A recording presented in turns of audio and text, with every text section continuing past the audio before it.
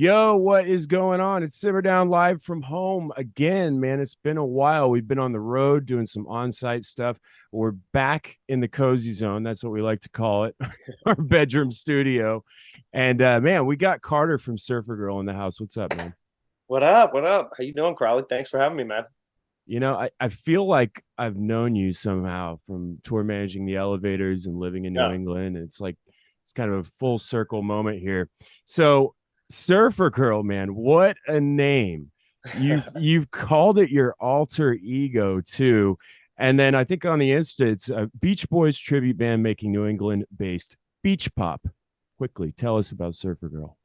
Yeah. So that's pretty much it. All we do is cover the Beach Boys. That's the only thing we have. I wish, man. What a career that would be. Just a Beach Boys cover band. Nah, man. The name came from pretty much that. Surfer Girl is my favorite album and song by the Beach Boys. I grew up listening to that.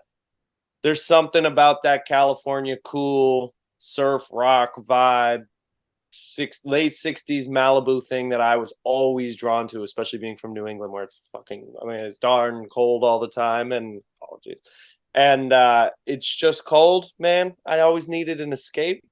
So this was something I wanted to embody, right? I mean, not only a Surfer Girl, a tribute to my favorite album by one of my favorite bands, but I feel like it's a good vibe. It's overall a big shout out to all the Surfer Girls out there. So It is a good vibe. That's kind of what I get from your music, like with Little Stranger. It's just fun. right. And your stuff is along those lines, and I think it was well, I'd heard a little bit of you from the Vaders. They're like, yo, you gotta check out, These are my th- guys. this dude, and I'm like, but that's a girl. They're like, no, it's a dude. And I was like, oh. And Wait. then I heard two Oh yeah.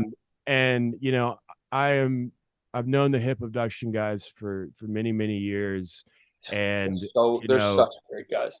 such an amazing group of guys. And I heard that track and I was like, okay, we got to dive deeper into this one. I want to talk about it, man. I call it the jamdemic pandemic. There was no there it was horrible, but it was also horrible for us. Yeah. But not necessarily. Did Surfer Girl come from this?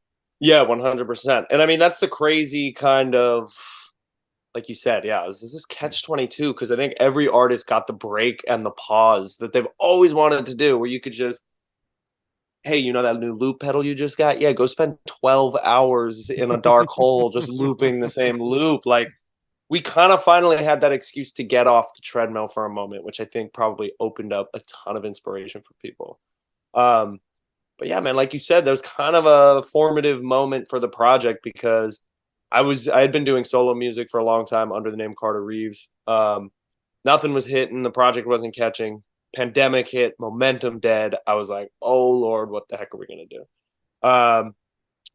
So that was when I kind of started turning the wheels, and I was like, I kind of want to like start a band, like pull together something where I can create more of a team, kind of create more of a family around this thing. And so out of the pandemic, the Surfer Girl project was born, which I would say blessing in disguise for sure. Yeah. I mean, that's, so many things, so many horrible things happen.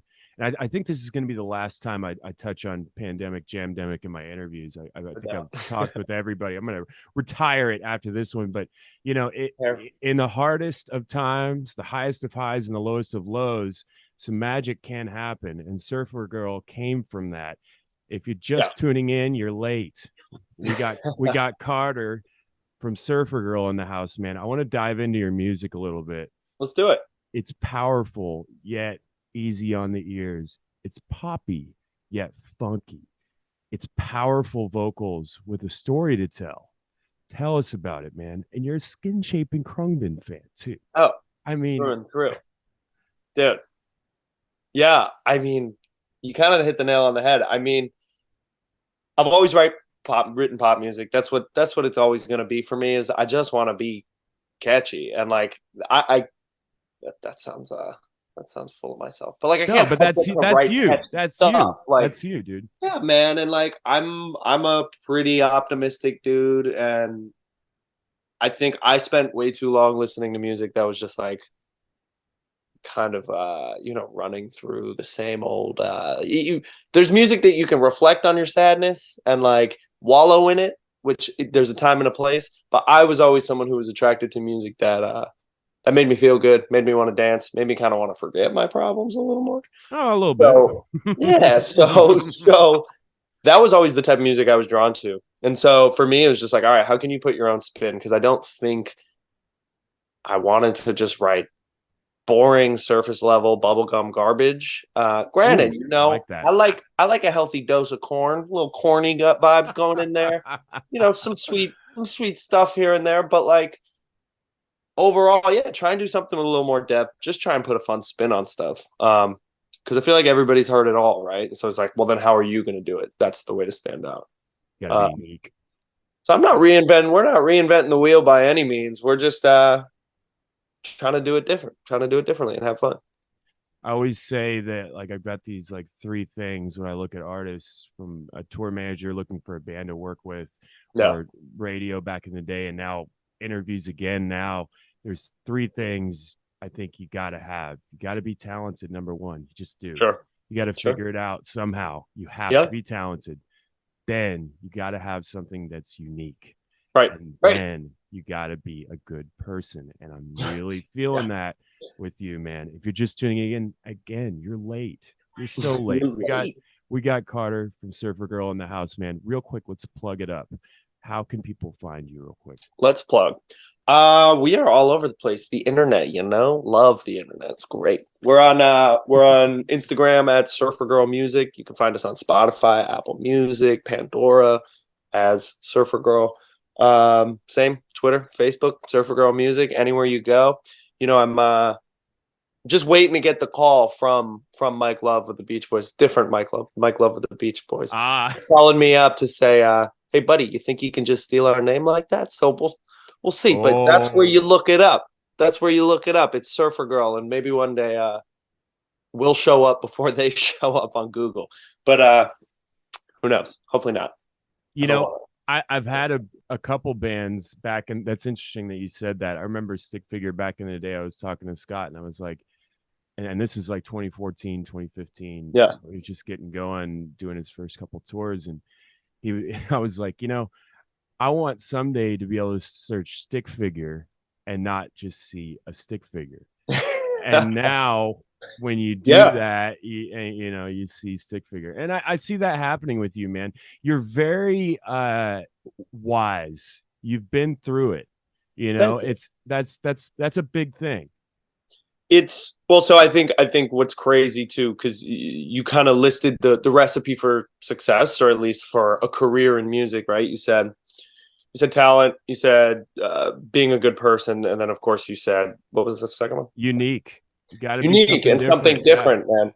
But I think what kind of goes hand in hand with like experience is this confidence. And I was actually just talking to my friend recently, where it's like, she was like, how do I get that confidence? And I was like, well, that's not going to come like overnight. Of course not. Like that only comes from experience. And I got really lucky because the first band I was ever in got super successful. And so I was really young when I got all that experience, but you don't need to blow up to gain that experience. You don't need to be massive to gain that experience. You could just play on the street. That's why you see people busking all the time or producing beats alone in their bedroom. That is gaining the experience. So I think the more times you've been through it, like anything, the muscle memory just becomes second nature. And then by that point, it's like, okay, you have this guiding light forward and kind of a clearer vision. And so I appreciate it, man. But it's taken a lot of ups, downs, missteps. This is wrong. That's right. Like just to kind of hone in on the final movement. But Yeah. and that always changes too. So I don't know where I'll be in 5 years. Who cares? We're riding. We're riding. We're riding. Yeah. We might touch on that kind of Yeah, idea towards the end. sure. But we got something very important to talk about. Your debut Do it. record, the debut record, the debut Yeah, record, the man. debut record. Sunrise. Tell us You about it. said it. Yeah. Oh man, I am so stoked for this one. This has been a long time coming.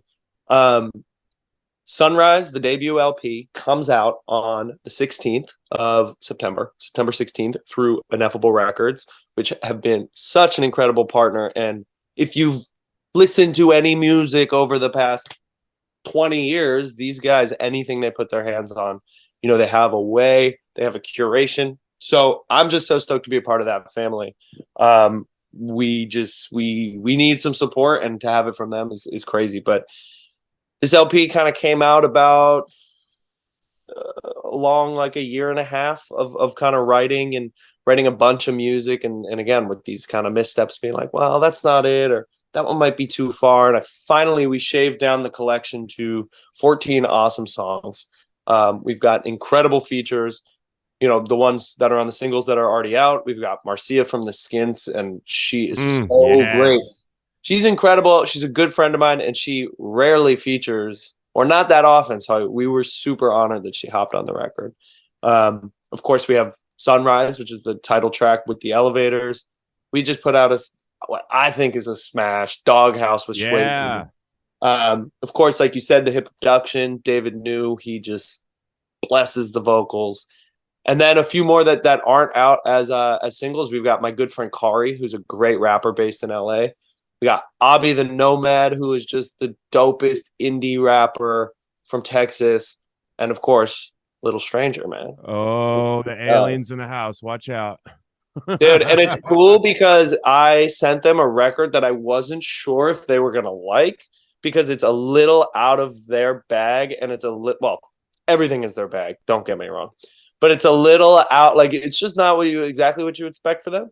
And it wasn't exactly what I tend to do. So it's kind of like we were both kind of treading lightly. And then oh my God, when Johnny sent back the verse, he splits it right down the middle with Kevin. And Johnny's doing his singing thing. He's flowing. He's got his raps. And then Kevin comes in. And it's just like, it's over this like sweet, smooth song. And then boom, these guys come in and just like blew it up. Destroy. So, yeah. Sunrise is the first step of many a long slew of albums. This is going to be the first one. I'm already trying to tighten up the second one, but we're talking Sunrise. Yes. September 16th. 9/16/2022 on Ineffable Records. He's blowing up again. Yeah, we'll see. We'll see. Fingers crossed. I think you're on the right path, man. I feel a lot of the time I can kind of not just listen to artists, but especially when I get to sit down with them, even if it's virtually, like I can feel them, and it feels like you got something going here, and it feels like you got some good energy too, and you're really stoked on it, and we all are too, man. Thank you. I love, man. It's not easy for me to find a new artist nowadays that I haven't at least run into, or something like that, and yeah. I heard two, and I was like,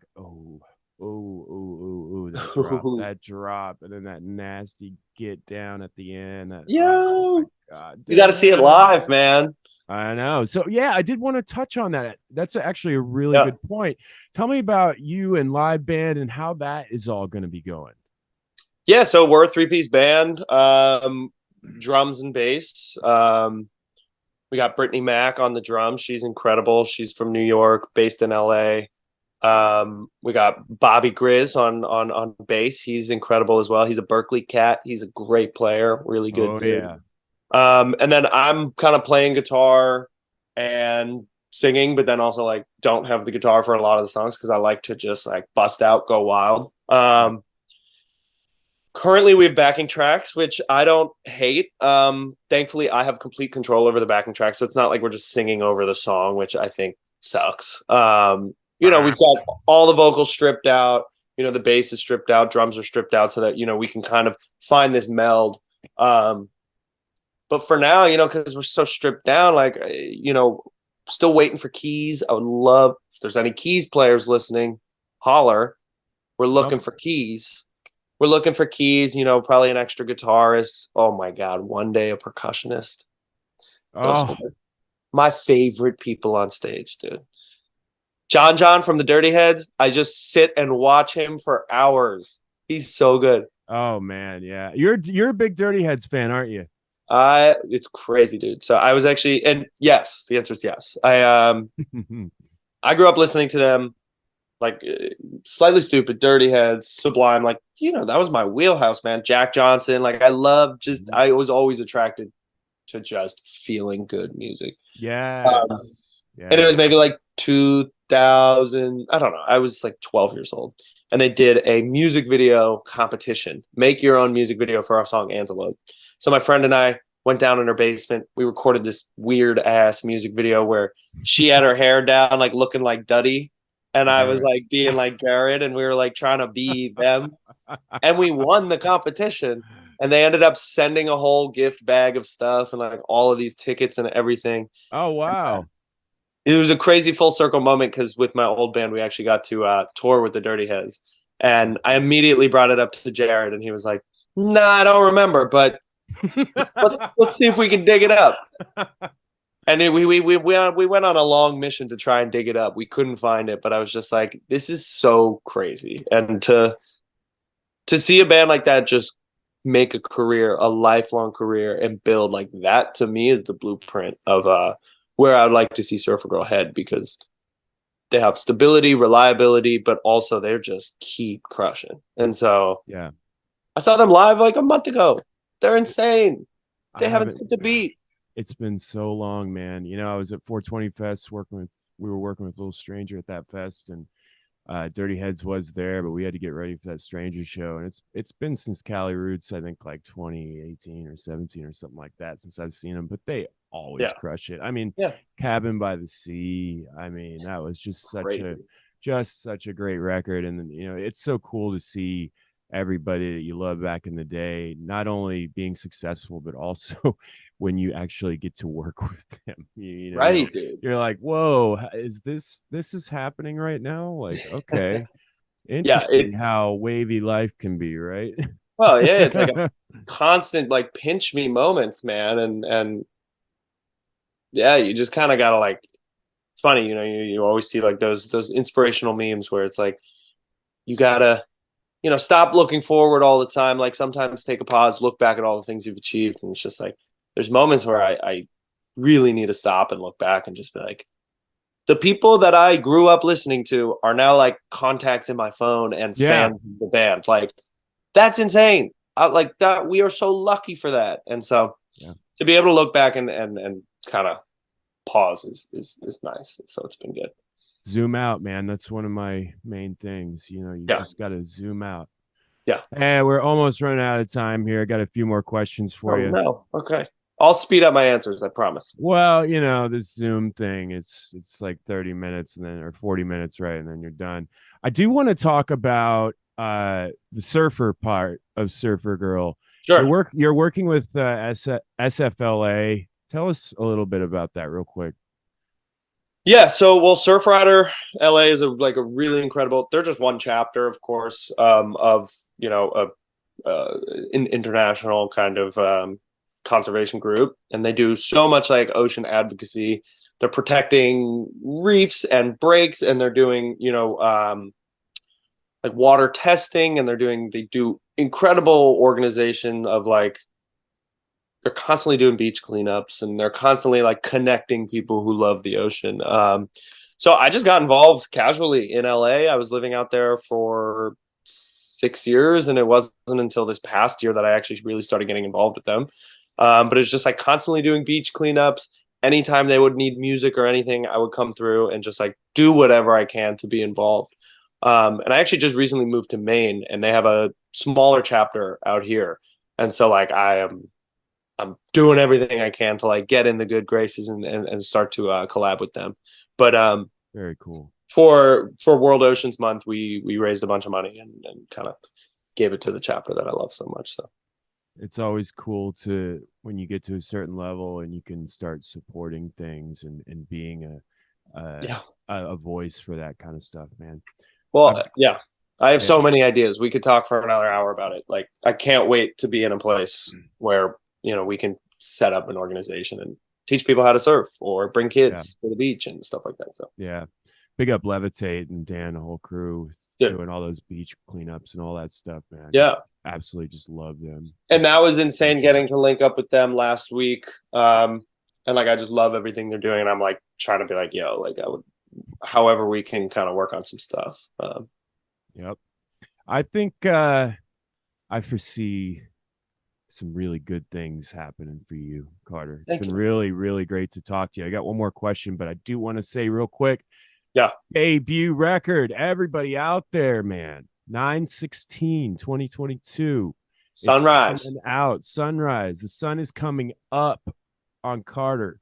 Man, you've been through so many sunrises and sunsets musically. I Dude. tell everybody at the end of my interviews, if the first time I've interviewed somebody, you're going to get this question. Once again, thank you so much at Surfer Girl Music, surfergirlmusic.com. Is that correct? Yes, that's it. Thank you so much, man. Yeah, dude. What does reggae mean to you? Cool. Um, Listen, man, there's so many different iterations. And I think that to me, it's hope. It's very hopeful. Because of course you can go all the way back to the roots of the genre. You know, this was voice to the voiceless. This was empowerment music. This was anti-establishment music, and it instilled hope. And again, it's kind of this bittersweet feeling where you can tackle this difficult subject matter, but do it with a smile on your face, and do it with a bit of power. And I think, of course, reggae music has evolved so much since the roots and the beginning, Studio One, and like it, you see people who are in two different camps, or there's always this different camp. But to me, it is hopeful because it's bringing people from all over the world. You hear French reggae artists, you hear Jamaican reggae artists, Mhm. you hear white American reggae artists. There's people from all over, and I think part of what I love so much when Soja won the Grammy was I was like looking at a lot of the commentary around it, Backlash, man. Yeah. backlash, but also so much support too at the same time, which is we are so I saw the pride and the hope that reggae music has become international and it can be shared with everyone. Yo, man, let's just like put a smile on everybody's face and have a good time. And so to me, it's a really hopeful space in music because the American reggae scene is growing, the international reggae scene is growing, the sounds within reggae are growing. It's changing, Yes. and Yeah. it doesn't need to be one thing. And I think that that's what's so cool. It's Hey, always evolving. dude, what a great answer. Everybody always has a different twist on it. And Sure. hey, man, stay wavy, stay real wavy, That's what we relax. say before we go out on stage. I Wave the know. on three. Wavy. Hey, wavy, wavy. Hey, Surfer Girl, man, new record, 9/16. It's a debut record. We will see you soon, man. Thank you, Crowley. Appreciate you, man. Peace.